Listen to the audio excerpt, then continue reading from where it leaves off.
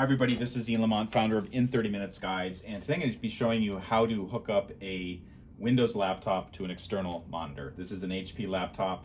It's a couple years old. It has an external HDMI port, which means that I can take this HDMI cable from my external monitor and plug it right in. So let's see what happens when I do that.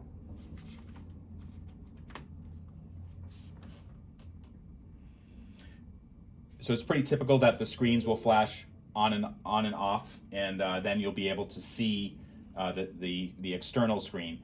You can see that this is being mirrored from what's going on there, meaning that whatever I do on the small screen is also showing up here.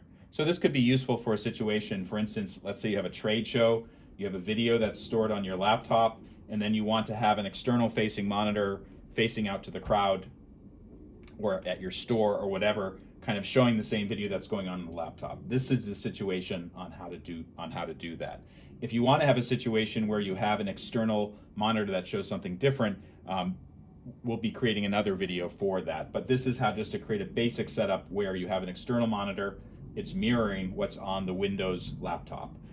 This is right out of the box. This is the first time I plugged in this monitor, so you could see there was no special downloads or anything required. This is a Windows 10 laptop, by the way, pretty standard, and it works out pretty good for just showing a mirrored display from your laptop.